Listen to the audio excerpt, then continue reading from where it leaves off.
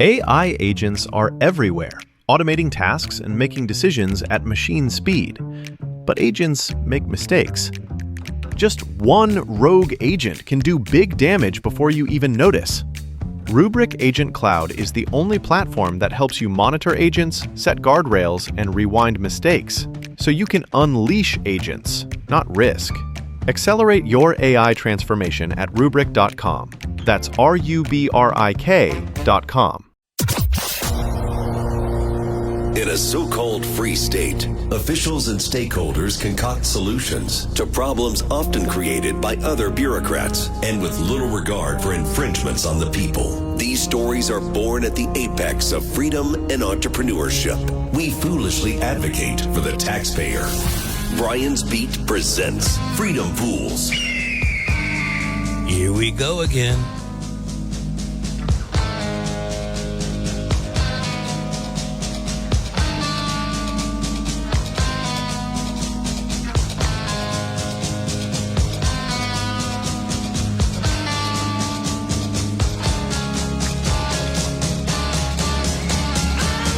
Yes, we are. I'm back. It's a Saturday. Glad to be with you. And I hope you're still enjoying Thanksgiving. I know I am. But I'm feeling, I don't know about you, I'm feeling just stuffed. I remember writing a text on Thursday, and I was just sitting in front of the TV. I didn't want to get up. I didn't want to help with dishes. I didn't want to do anything, because I was just too pigged out between the turkey, mashed potatoes, stuffing. Yeah, you know what? If I recall correctly, I brought a blueberry pie with me, took it over to my son's. I didn't have one bite. I'm not sure anybody did. I think we're all just stuffed between the appetizers and the meal. Just didn't feel like it didn't feel like moving. How about you? And a very good Saturday afternoon, small business Saturday afternoon. It's November 29th, 2 days removed from all the big food. Thanksgiving is better than Christmas sometimes, certainly when it comes to the food. Be that as it may, on this small business Saturday, it's the customer is wrong day. Now, we always know the customer is right. Why would the customer be wrong? Or why do we grant this particular day to be the customer is wrong day? Small Business Saturday. I guess that means the small business merchant gets to make more money because the customer is wrong. It is also the International Day of Solidarity with the Palestinian people. I'm not exactly sure when this one came up. International Day of Solidarity with the Palestinian people. Yeah, I mean, I get it. I think people are still a little touched by what took place over the past 2+ years. Small Business Saturday. It's also Throw Out Your Leftovers Day. Not yet. There are plenty of leftovers at my place and not ready to throw. But plus, woman friend and I had a big meal, Thanksgiving 2, I guess you might want to call it, yesterday, including a turkey too big to even be believed. It was supposed to be for a bigger meal on Thursday, but we had some people not able to attend, so we had a smaller turkey on Thanksgiving, and then we still had the leftover turkey, the one that never got carved into until yesterday, which was 24 pounds, a 24-pound turkey for 2 people. Go figure. Anyway, on this date, in 1963, LBJ establishes the Warren Commission to investigate the assassination of JFK. I was reminiscing with woman friend the Sunday that Oswald got shot by Jack Ruby. We all saw it on TV. You remember that. So I'm a little kid and 7 years old, and I'm watching this on TV. And I didn't know what to think, what to do. My mom was in the kitchen doing whatever. I ran upstairs. I came down with my Tommy gun, like the one that Vic Morrow used to use in combat. And I started shooting the Tommy gun, watching the TV. And my mom goes, "What's wrong with you?" And I said, "They just shot this guy on TV." And I said, I didn't know what to think. I was prepared. And she kept looking at that. She couldn't believe what she saw on television. Like the rest of us, we couldn't believe what had happened. But, I figured that Tommy gun was going to save, what does a 7-year-old know? Leave it at that. Anyway, the Warren Commission established on this state in 1963. 1972, Atari releases Pong. Remember Pong? That was a great game. Pong. The Brian Speak quote of the day: "What right does Congress have to go around making laws just because they deem it necessary?" I'm not joking about this quote of the day. What right does Congress have to go around making laws just because they deem it necessary? That quote from former Washington, D.C. Mayor Marion Barry. I think he was serious when he said that. One of my colleagues back at XM, then Sirius XM, he was very close friends with Marion Barry. And he knew that Marion Barry had made some mistakes, but he supported Marion Barry as mayor, or as they would like to say in D.C., the governor of D.C. Well, Congress has that right because it's given to them in the Constitution. Oh, my goodness. Be that as it may. Are you tired of the turkey? Not me. I'm talking about the turkey from Thanksgiving. And I haven't had a chance really to get tired. The dressing is still tasting very good, even refrigerated, bringing it out. And you can eat it cold, you can eat it hot. I just love it. The sweet potatoes were, I don't know. I look at it this way. If woman friend eats them and eats them more than once and starts making her leftover plates and she's including them, I guess they came out pretty well. The turkey, I mean, I have never, I do the carving, and I've just never seen so much white meat piled so high from a 24-pound turkey. Never mind the dark meat. There's going to be a lot of soup, a lot of sandwiches, lots of, can we fricassee it? Whole bunch of stuff. And as I said, I never even touched that blueberry pie. There was no room for dessert on Thursday. There really wasn't any room for dessert yesterday, but somehow I managed a little lemon sorbet. I'm wondering, since it is throw out your leftovers day, have you started throwing any of it out?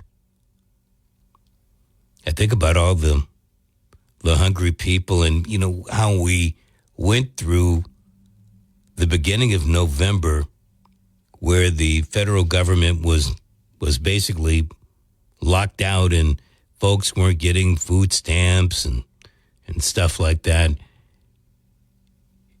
And we were told, if you can give to the pantries and whatnot.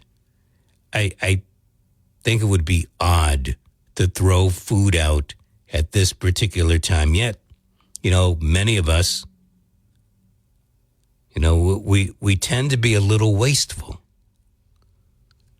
And that's not good, but it is what it is. And, all of a sudden it starts piling up in the refrigerator. Next thing you know, it starts growing some of that fuzzy gray stuff. And, ugh. So have you started throwing any of the leftovers out? At my place, the answer is no, N-O, not yet. Hopefully, there's lots of food left over for a couple of people. I don't know that we won't get to the point where we might have to throw some of it out. But the good thing about the turkey is you can make it into soup. And the soup can last a long, long time. 508-996-0500 to get onto the program today. I'm in one of those moods where I feel like talking turkey, talking food. Not all 3 hours, but again, going over that list of people. Do you realize, speaking of food, there was an article that came out, I think, on Thanksgiving or the Friday after Thanksgiving, dealing with people on food stamps here in the Commonwealth. It was a report, survey, research done by UMass Amherst. SNAP workers, working people, and SNAP benefits in Massachusetts by Cursey, Jasmine, and Nathan Myers. Over 1 out of 10 workers in Massachusetts live in households that receive SNAP benefits, amounting to over 480,000 people. Gives us a bit of a breakdown of how many people that are on SNAP are they're already in the workforce. Now, the statistics are based on people under the age of 65, because after 65, folks aren't deemed part of the workforce, even if they are still working. But that stated, the vast majority of workers who receive food stamp benefits work in the private sector. Well, I think that stands to reason. I would hate to think that our government, who usually pays better than minimum wage, would have workers that are also on food stamps. 11.9%, so 12% of the private sector workforce here in the Commonwealth are on SNAP. Think about that for a second. It's not a majority. 88% of the workers are not on SNAP, but 12%. Retail and healthcare industries have the highest number of SNAP recipients. Wow. Combined, these two industries account for 29% of all workers receiving SNAP benefits in the Commonwealth. 1 in 3 personal care assistants and home health aides, two of the fastest growing occupations, are SNAP recipients. 1 in 5 cashiers, nursing assistants, janitors and cleaners, cooks, food prep workers, fast food workers, security guards, hand laborers, stockers, movers, and drivers receive SNAP benefits. I don't know, in my brain, I picture those that aren't working as the folks really occupy. And, quite frankly, it's still a lot of people that that are not working under the age of 65 that are getting food stamps.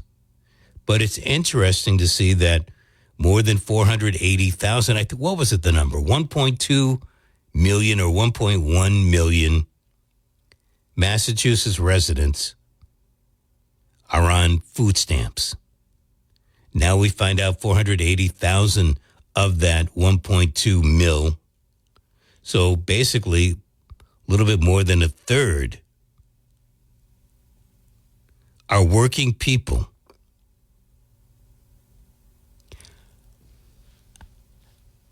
I guess I shouldn't really be that surprised. But at the same time, it makes me wonder.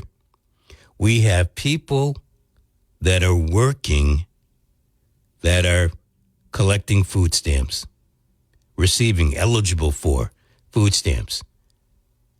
And most of the time, we sit here and bitch and bicker over the fact that we have people that are coming in from outside of the Commonwealth, outside of the country, to Massachusetts, and they are getting housing, food stamps, etc. And while that's true, it's hard to sit in this seat and fathom the fact that we have a lot of people that are working in jobs that many folks rely on. And they are on food stamps. Whew. I just never would have thought about that. Maybe I should give it some more thought. 74%. This comes from the Boston Globe article. Same kind of story. The majority of working age people on food stamps have jobs. The majority of working age people, again, people 18 to 64, the majority of working age people on food stamps have jobs. The quote attributed to this story, the problem isn't that we have 42 million participating on SNAP. That's 42 million nationwide.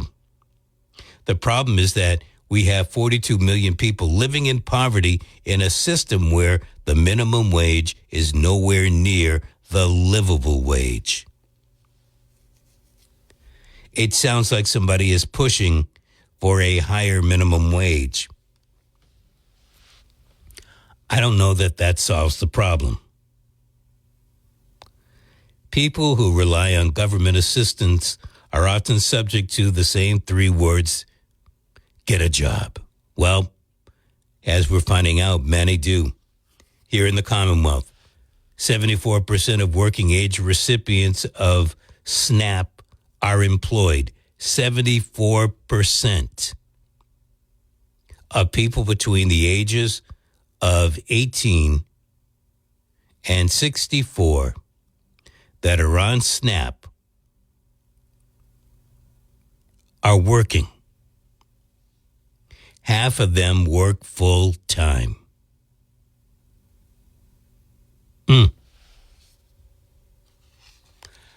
So this leads me to a thought that if we were to have this conversation a month ago, I would be laughing. I'd be laughing at the person presenting the thought to me. The more I think about it, the more I have to tell you the chuckles are few and very far between. So what I'm going to do is I'm going to ask you your thoughts about this. For, humor me if you think that might be the best. But let's try to really debate this. I don't know where it's going to end up. My guess is somewhere down the road it's going to happen. And I could understand, like you, not wanting it to happen, but let me lay it out for you.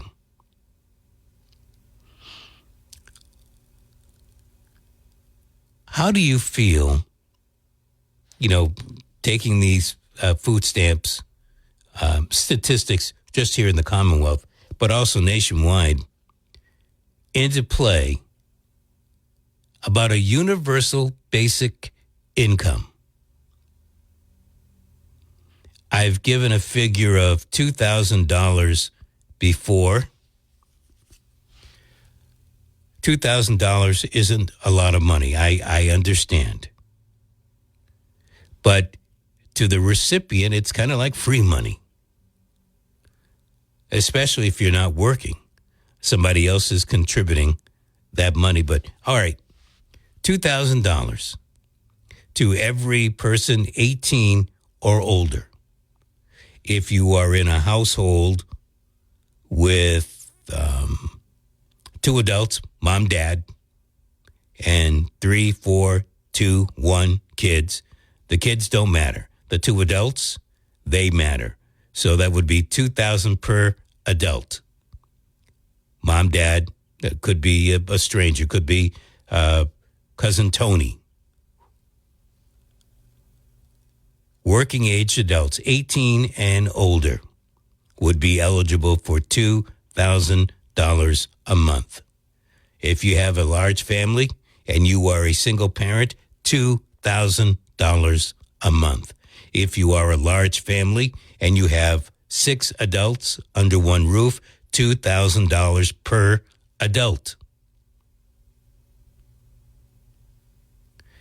Now, on the other side of this, because you're thinking, why is this libertarian coming up with this? Well, okay, great question. So you get $2,000. You are not forced to go to work. You can, if you so desire, to make more money or to spend your day doing something. You can go to work.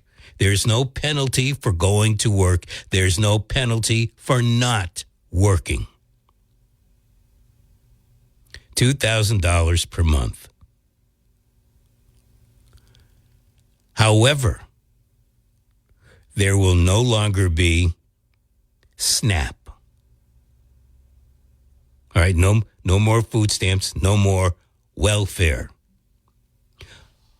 Most of the programs that you know about will not exist anymore. Unemployment, there won't be unemployment. It's part of that 2,000.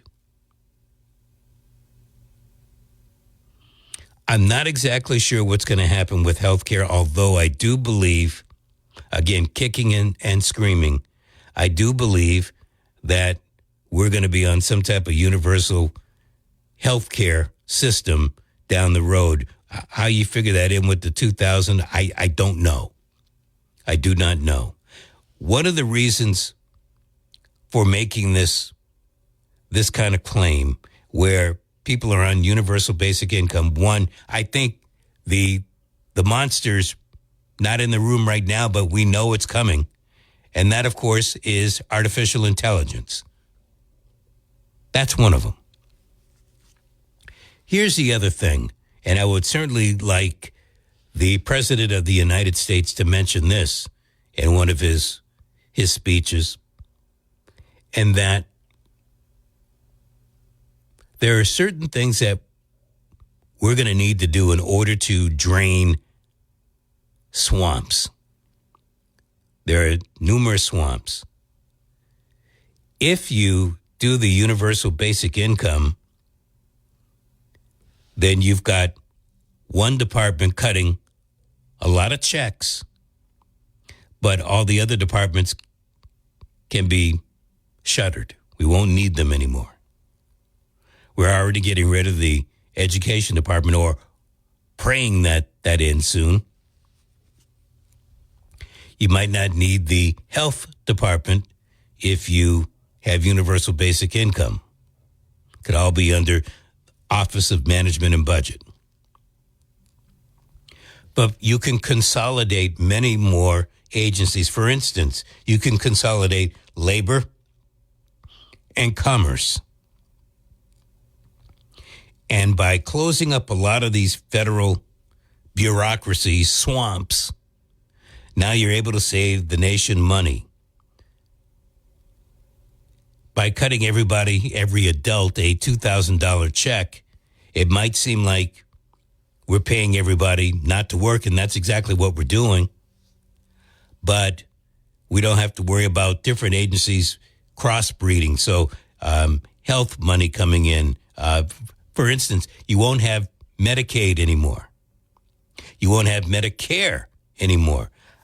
I'm reserving any thought on what might happen with Social Security, although I do believe we would probably end Social Security because those people would automatically be getting a $2,000 check. So it's a thought, and I think it's a thought worthy of consideration, not because I brought it up. There are other people that are talking about it. I kind of put it on the back burner, but the more I hear about food stamps, the more I hear about people not having a working wage and whatnot, the more I know big business is going to try to stop that. And if they can't stop the minimum wage from going up, then they're going to just introduce more artificial intelligence. That part of the future looks pretty bleak for folks who want to cling on to many of those things that we grew up with. 508-996-0500. That's how you get onto the program. Good afternoon. Good afternoon. How are you? I am. Happy Thanksgiving. Happy Thanksgiving, man. Just touching on the universal income, I don't know if you remember, but it was about 5 years ago that there was this real push for EVs because there was it was a national, agenda for the climate crisis, which is just a big money-making scheme. But anyway, all these car companies were forced and influenced into EV vehicles. And I remember when they put the Ford Lightning out the truck, it was an EV truck, which actually was a total failure at the end. The government came out and said, hey, we're going to take, starting in whatever year it was, January 1st, if you buy an EV car, we're going to give you a $7,500 tax credit. And what do you think happened the next day? All the EV car companies raised their car prices by $7,500. So, there's this juxtaposition between socialism and capitalism.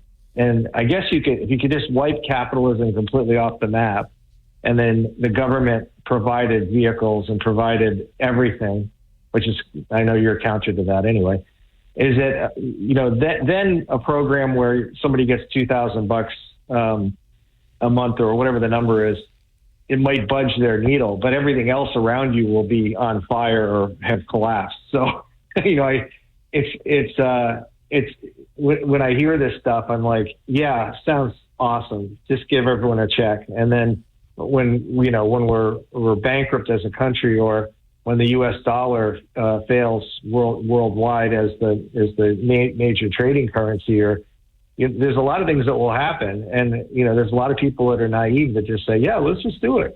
So whatever. I mean, you and I are older, and maybe it'll affect us, maybe it won't. But I'm just talking specifically about the universal income. I'm not talking about the fact that people need food or are on, welfare, or food stamps or SNAP or whatever to get their food needs. I see plenty of people that are employed that are not making enough money, or have two jobs, or even three, or so I get it, but. So is that no? That was a long explanation of no, that wouldn't work. I don't. I tend to fall into that category. I'm still trying to piece it together, but one thing I'm pretty sure about, and that is there's going to be a huge collapse in the jobs economy, because of artificial intelligence and everything else that goes with it. You know, the president, you know, let's say the president gets his birthday wish and he gets all the people that are in this country that are illegal out of this country. There's still going to be a need for people to do work. And I'm not expecting the folk that get $2,000 a month to say, you know what, I think I want to go out into the cornfields and shuck corn. So I think that we need immigrants. I just don't think that you open the borders and allow. No, two different things. Two different things. I understand that part. The part is that we're not going to have those jobs. All right, they will come up with robots to go do that kind of corn work. No, I disagree with that. I'll tell you why. First thing is, you know, AI is going to be an information-based source. Okay, so my son, for instance, he just left to go back to Washington, D.C. He's in research. He's in financial research. I sat down with him while he was here, and I said, so how is AI going to affect your job? Because right now I can do research on ChatGPT and gives me some good info. And he's like, looks at me and kind of smiled. He goes, it provides you data, but it doesn't drive the data the way you want it to drive, or it doesn't provide it in a way that it's meaningful. It can collect a lot of things quickly, but still there has to be people there to culminate where they want it to go or to work on it. So just on the data side, it's a long way to go. I mean, I can see it working for healthcare, for instance, where you can sit in front of a computer screen and describe all the same things you're talking to your doctor about, and then it's collectively understanding hundreds of thousands of doctors' feedback. Or, you know, maybe it's going to take 10 years to get there, but then it'll say, oh, you know, let me see a picture of that wart. Yeah, that could be cancerous, or that could be this. Or I think that you could actually get really good diagnoses from AI in the long run, because they know they're collectively, you can't collectively, you're sitting in front of one doctor and whatever he knows and whatever he can, but you don't have the collection of 100,000 doctors at the same time. And I think that that's where some advantages come in. But I don't, in the history of our humanity, nothing has replaced the human worker. It's moved, it's forced people to go into different fields and do different things, but it's never replaced it. I think you're right. It's never replaced it, but we've never had technology like we are seeing right now. And they are going to be robotic, and they are going to be able to do the fields, and there'll be some humans. The idea will be you won't need anywhere near as many humans. Well, I mean, my in-laws are from upstate Michigan. They all have farms, but they also all worked in the factories and at GM because they had to supplement their income. As big of farms as they have up there, and it costs $200,000, $250,000 for a tractor or a thresher or whatever you want to, one of the bigger ones, and there's a big used market for them because of the costs and et cetera. So how much do you think a robot costs to hold a rake? It's got to be up there in the 150,000 range to start. And then, so you got to make hundreds, millions of them before you start to get some cost efficiencies to where someone could afford to have one hold a rake in a farmland in Michigan or drive a tractor or whatever it is you wanted to do. So I don't think it's coming that quick. And if you have, you know what they're going to do? I mean, I have a friend that worked on this about 10 years ago. He was contracted by the U.S. government. He's an engineer, and he was contracted, and he was an expert in titanium. He was contracted to work on a titanium project. And when he figured out what it was a leg of a titanium leg for a robotic Terminator, or whatever it was going to be. It was probably going to be an army soldier. But he showed me the pictures. He goes, "You can't show anyone this, or I'll get fired or worse." But if they do any robotics, that's what it's going to be about. They're going to put them in the field and try to control people with them. Not here, maybe in the States, I think that's part of it. In other countries. No, I think here too. Hey, man, thanks for the call. Hey, man. I do appreciate it. Yeah, I think look, this is all new stuff to all of us. So I'm not going to sit here and say I've got all the right answers. But as I talk to people, and I am making it a point every day to try to learn something new about artificial intelligence, because it's here. It is here. The first robots are coming out in 2026. OpenAI, and I think Google is going to be producing a couple that will hit the streets or hit the halls or wherever this coming year, right? This coming year, like 26. And the price tag is going to be around $30,000, expected to drop down to $20,000. Now,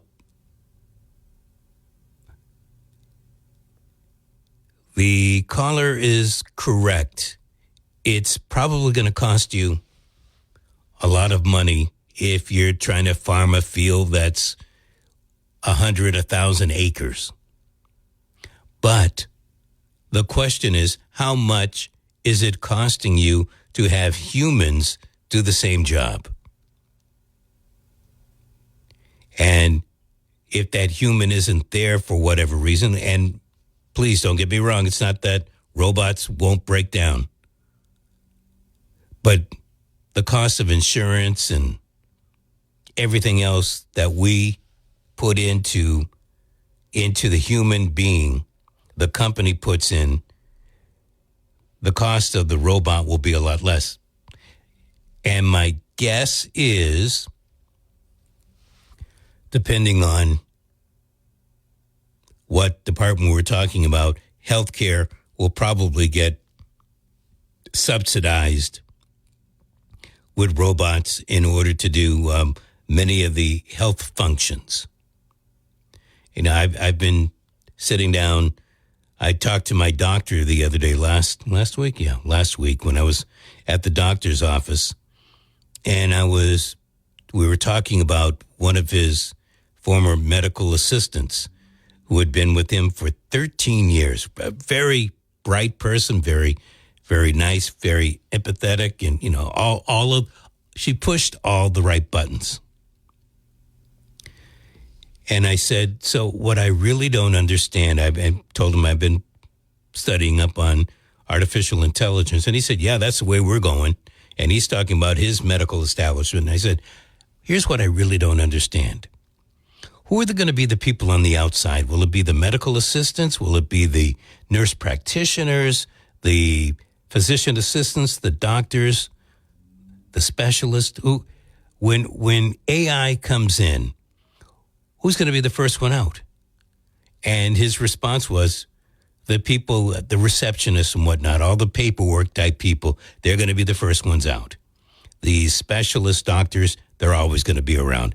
But he said this, they're always going to be around, but they're also going to be the people that you're not going to see anywhere near as much. You'll see, let's say you have orthopedic problems. The orthopedic surgeons will be around a lot more, but the orthopedic robot will be taking a lot of that information.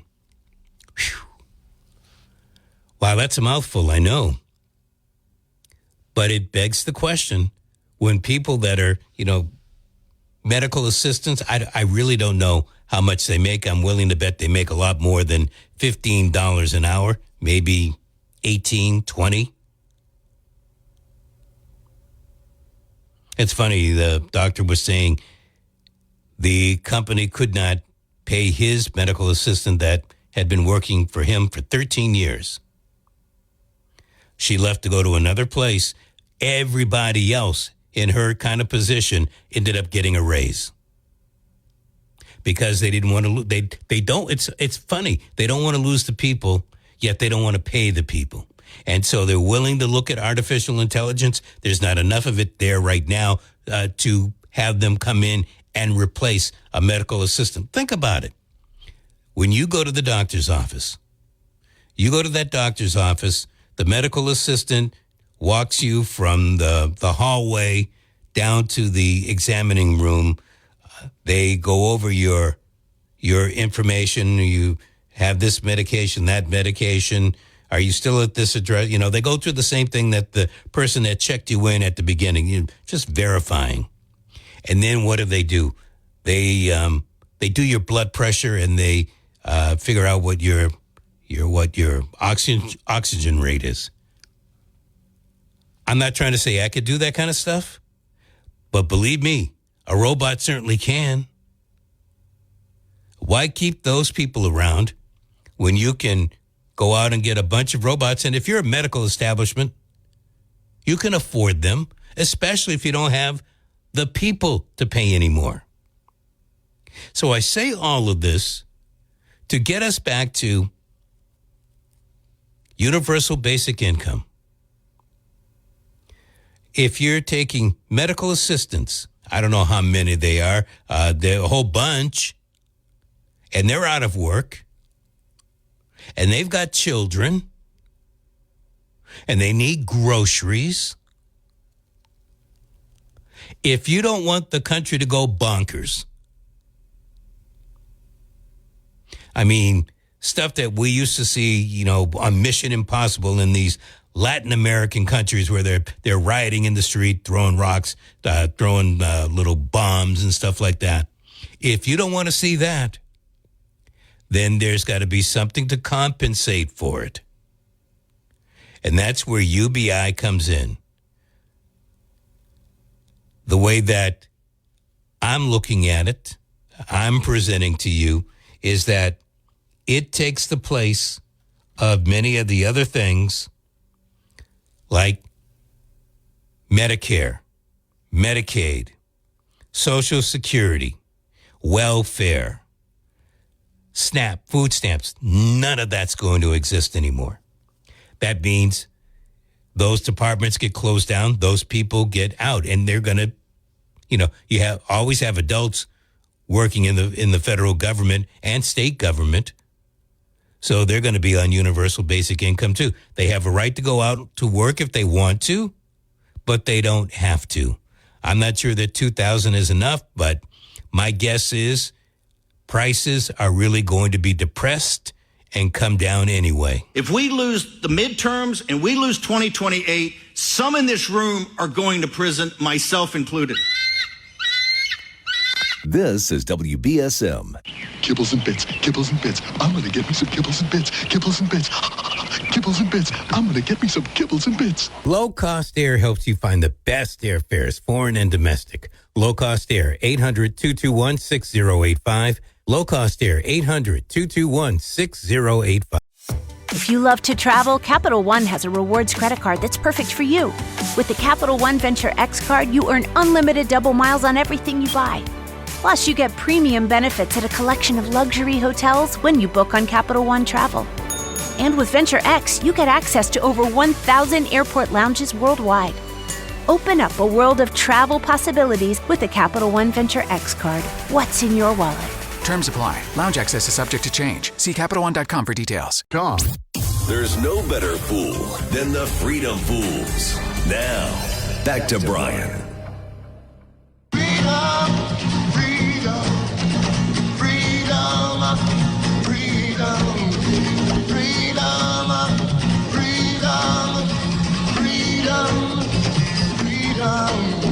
What the penalty is going to be, if you burn a flag, you get 1 year in jail, no early exits, no nothing. You get 1 year in jail. If you burn a flag...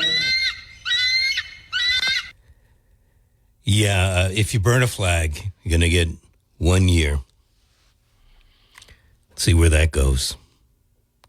Welcome back to Freedom Fools on WBSM, talking about universal basic income and listening to the commercials and watching some of the commercials on TV for Black Friday, and it made me wonder.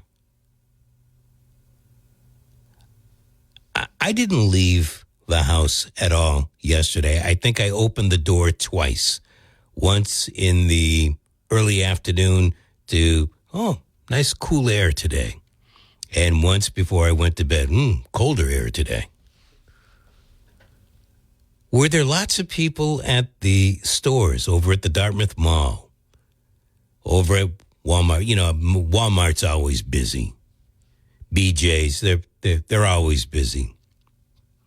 But were there the people outside Best Buy and Target and some of the other stores just waiting for the Black Friday sales and the doors to open up? Oh, I got to get this TV set. Remember when it used to be like that? I think now people do Black Friday shopping online. They do Black Friday shopping before Black Friday. And so it makes me wonder, today being Small Business Saturday, how many folks are really going to be shopping at the local mom and pop type store? You know, some of the shops, you look at a downtown New Bedford.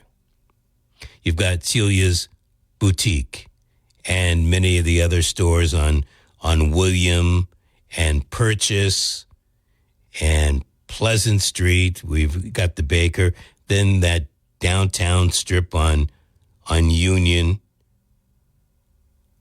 Are those places really going to get a lot of business? And I hope they do. I hope that people take the time to patronize local businesses. I just wonder if folks are really of that inclination. I was told over Thanksgiving that there's a small business fair in New Bedford today. I'm not exactly sure. You know, that what stinks, I don't know where it is. I mean, if I knew where it was, I'd say, hey, there's a small business fair at 4th and Maple or wherever. You might, if you are inclined to try to help out local businesses, you might want to go over there. But I don't know exactly where. The person that I was getting the 411 from, she wasn't sure exactly where. She was going to look it up, but, we haven't communicated since it first came up. But, I'm glad that there is a fair. And I'm wondering if you're going to go over there, if you know where it is. In fact, if you do know, please let me know so I can let others know. And I guess if you call here, that would be the best way to communicate that. Otherwise, I'm feeling sorry for many of these businesses because you have folks. If you watch TV, even a modicum of TV, whether it's on YouTube or Netflix or Prime or any of the regular channels, the commercials have been mostly about Black Friday shopping. I've been watching these Black Friday commercials since before Halloween, basically telling you to do your Black Friday shopping at Amazon or Walmart or some of these other stores. And they've got great deals. Please don't get me wrong. But the mom and pop, they're not advertising on Prime or Netflix, or Netflix doesn't really host a lot of advertising, but many of these stations, and they certainly are not buying major market or large market TV commercials. So shop local. That would be the best thing to do. Shop from friends that are local artisans and see what they've got. Because otherwise, our businesses are going to go down the tubes. Just really down and out and no good anymore. This is an act of terror. WBSM. Meow, meow, meow, meow, meow, meow, meow, meow, meow, meow, meow, meow, meow, meow,